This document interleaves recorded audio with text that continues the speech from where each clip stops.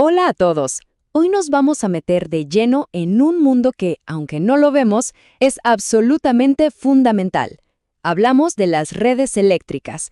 Esa tecnología casi invisible que hace que todo funcione, desde el celular que tenemos en la mano hasta la mismísima red eléctrica de todo un país. Y para arrancar, una pregunta que parece simple pero no lo es tanto. ¿Qué puede tener en común un smartphone con la red eléctrica nacional? O sea, piensen en la diferencia de tamaño. Es abismal. Y sin embargo, comparten un principio clave, algo que los une en su esencia. Bueno, la respuesta es esa. Ambos son redes eléctricas. Y bastante complejas, por cierto. Pensemos en ellas como sistemas de caminos interconectados. Un montón de componentes que trabajan juntos para guiar la electricidad y hacer que cumpla una función. Ya sea algo tan pequeño como prender la pantalla del teléfono o algo tan masivo como darle luz a una ciudad completa. Así que, ¿qué vamos a ver hoy? Bueno, esta es nuestra hoja de ruta. Primero, la diferencia clave entre red y circuito. Después, nos metemos con los tipos de redes que existen y de dónde sacan su energía. Luego, un punto súper importante, las leyes que gobiernan todo esto. Y cerramos con broche de oro, viendo cómo los ingenieros llevan toda esta teoría a la práctica con el diseño y la simulación. Perfecto, vamos a lo nuestro. Empecemos por lo más básico, porque aquí hay una distinción que es súper importante. Muchas veces usamos las palabras red y circuito como si fueran sinónimos, pero la verdad es que no lo son. A ver, una red eléctrica, en su forma más pura, es básicamente cualquier cosa que conecte componentes eléctricos. Imaginen que tenemos baterías, resistencias, capacitores. Bueno, en el momento en que los conectamos entre sí, listo, ya tenemos una red. Ahora, acá viene el pero, la diferencia fundamental. Un circuito es un tipo especial de red. Es una que forma un camino cerrado, un bucle. ¿Y por qué es tan importante esto? Porque ese bucle le da a la corriente un camino para regresar a su origen. Así que quédense con esta idea que es clave. Todo circuito es una red, pero, y este es el gran pero, no toda red es un circuito. Ok, ya tenemos clara la diferencia. Ahora que sabemos qué es una red, el siguiente paso lógico es ver cómo se organizan, cómo se clasifican. Los ingenieros necesitan ordenarlas de alguna manera para poder estudiarlas y trabajar con ellas, ¿no? Y resulta que no hay una única manera de clasificarlas. Es como verlas a través de distintos lentes. Podemos agruparlas, por ejemplo, según si generan su propia energía o no. O también por si su comportamiento es fácil de predecir o todo lo contrario. Incluso se clasifican según las suposiciones que hacemos sobre cómo funcionan sus partes. La primera gran división es entre redes activas y pasivas. Pensemos que una red activa es la que tiene vida propia, por así decirlo. Tiene al menos una fuente de energía, como una pila, una batería, un generador, algo que le inyecta potencia. En cambio, una red pasiva no tiene su propio motor, solo está compuesta por elementos que consumen o almacenan energía, como resistencias y capacitores. No generan nada por sí misma.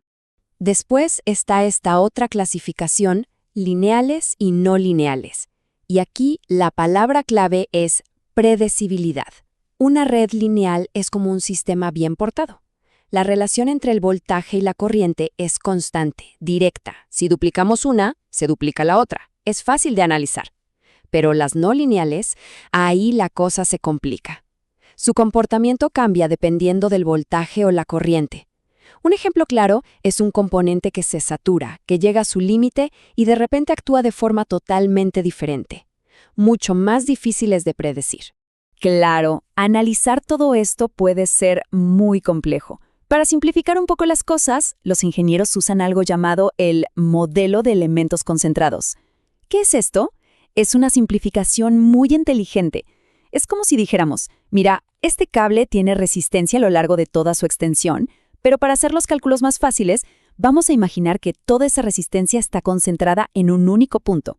Es una aproximación, claro, pero una que funciona de maravilla en la mayoría de los casos. Pero como toda simplificación, tiene sus límites. ¿Cuándo deja de funcionar?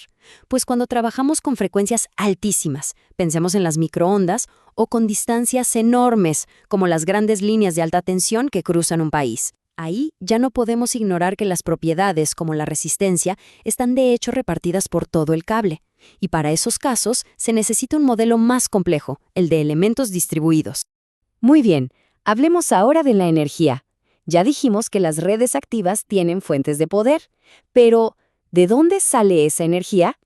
Bueno, resulta que las propias fuentes de energía también se pueden clasificar. Básicamente, las dividimos en dos tipos, independientes y dependientes. Una fuente independiente es, bueno, como su nombre lo indica, es como una batería perfecta. Siempre entrega el mismo voltaje o la misma corriente, pase lo que pase en el resto del circuito. Es terca. Pero una fuente dependiente es más inteligente. Su valor, ya sea de voltaje o corriente, depende de lo que esté pasando en otra parte de la red. Actúan como pequeños controladores que se ajustan según las condiciones del circuito. Y ahora sí llegamos al corazón del asunto, a la base de todo. ¿Cómo es que podemos entender y predecir lo que va a pasar en una red? La respuesta está en las leyes fundamentales. Pensemos en ellas como las reglas de tránsito de la electricidad. Sin ellas, sería un caos. Y aquí las tenemos. Este es, literalmente, el arsenal de un ingeniero eléctrico. La ley de Ohm, las leyes de Kirchhoff, los teoremas de Thevenin y Norton. Puede que suenen a nombres de un libro de texto, pero no se dejen engañar. No son solo fórmulas abstractas, son herramientas increíblemente poderosas que permiten a los ingenieros calcular, predecir y, lo más importante, controlar cómo se mueve la electricidad en casi cualquier red lineal que se les ocurra. Miren qué belleza y qué simpleza hay en estas reglas. Tomemos la ley de corriente de Kirchhoff, por ejemplo. Lo que dice es algo súper intuitivo. En cualquier punto de conexión, en lo que llamamos un nodo, la electricidad no se puede quedar estancada. Toda la corriente que entra por un lado tiene que salir por el otro, ni más ni menos. Es una ley de conservación, así de simple. Entonces, ¿qué pasa cuando aplicamos todas estas leyes a una red? Lo que obtenemos es un sistema de ecuaciones, y al resolver esas ecuaciones, que es la parte matemática del asunto, ¡boom!, podemos saber con una precisión asombrosa qué voltaje y qué corriente habrá en cada rincón de la red. Y eso es la piedra angular de todo el diseño electrónico. ¡Perfecto! Ya vimos los conceptos, las clasificaciones, las leyes. Ahora, la pregunta del millón. ¿Cómo pasamos de toda esta teoría a los aparatos que usamos todos los días? Bueno, aquí es donde la magia del diseño y la simulación entra en escena. Porque al final del día, el objetivo de un ingeniero que diseña un circuito es uno solo: saber con total certeza qué voltaje y qué corriente va a pasar por cada uno de los componentes. Solo así se puede asegurar que el dispositivo va a hacer lo que se supone que tiene que hacer y que no se va a quemar en el intento. Ahora, imaginen tratar de hacer todos esos cálculos a mano para un chip moderno con millones de transistores. Sería una locura, imposible, tedioso y lleno de errores.